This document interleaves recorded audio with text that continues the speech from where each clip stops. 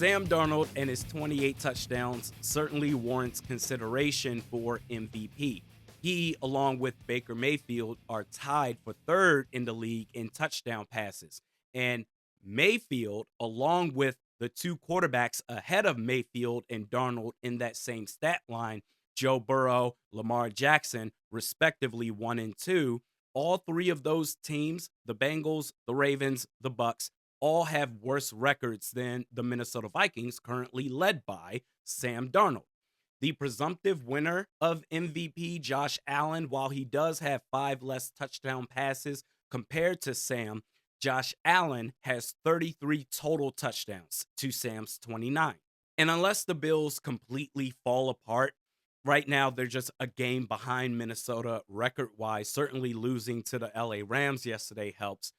But as long as it stays that tight record wise, I do believe Josh Allen is going to get it. He's going to further, I think, widen the gap of total touchdowns just because of Allen's rushing ability combined with the fact that him making NFL history, being the first quarterback ever to throw for a touchdown, to run for a touchdown, and catch a touchdown pass in the same game.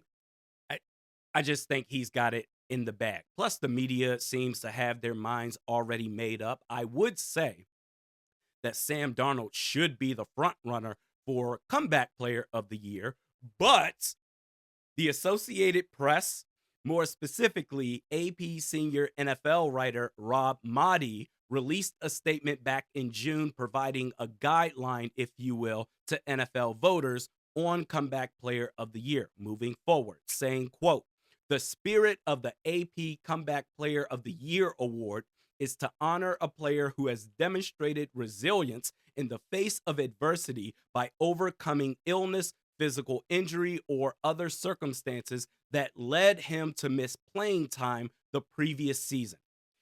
Demonstrated resilience in the face of adversity. Okay. The man's been labeled a bust. He's been categorized as a bust his entire career. The previous 3 teams he played for, he had a 21-35 record. He gets to his 4th team, having them tied with the second best record. Every major statistical category for a quarterback, he's top 5 or fringe top 5, all the while being tied third most sacked quarterback in the league. Went from a forgotten man to maybe the best story in all of football.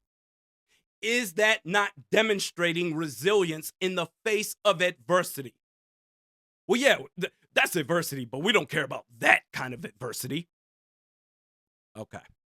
Sam Darnold, he's going to command a $30 million to $40 million per year contract.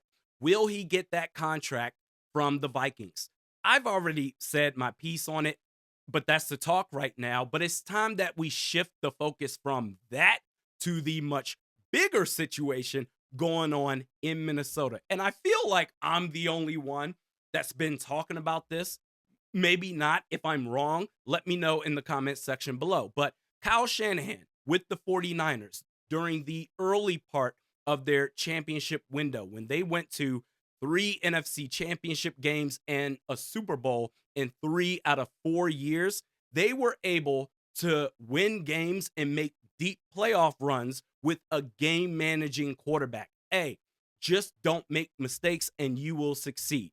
And then even in 2022, when Brock Purdy took over, Jimmy G that year got hurt mid-season and Brock Purdy had to take over, and they still made the NFC Championship game. And that was before Purdy became what we know of him today, which is a pretty good to really good quarterback. But I think the fan base and the organization have hyped him up to the likes of, oh, he's on the same level as far as an elite quarterback like Joe Burrow and Lamar Jackson and Josh Allen. He's just not that guy. But the Niners, they were successful with a game managing quarterback early on. And I never saw anything like it.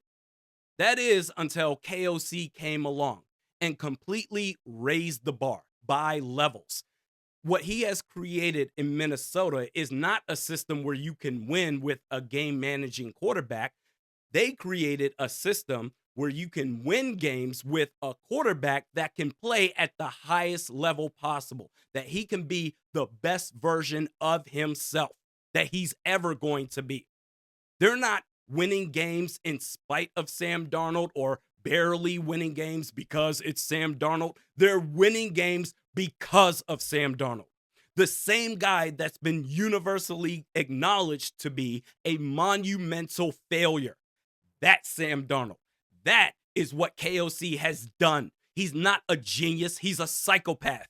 And we're sitting here all stressed out over the Sam Darnold contract situation. I'm over here like, who cares?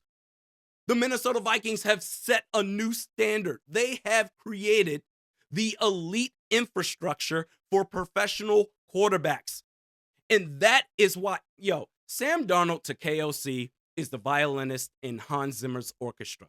Sam Darnold to KOC is the frustrated homeowner that stumbled across a YouTube do-it-yourself video explaining in detail how to tackle a complicated renovation project.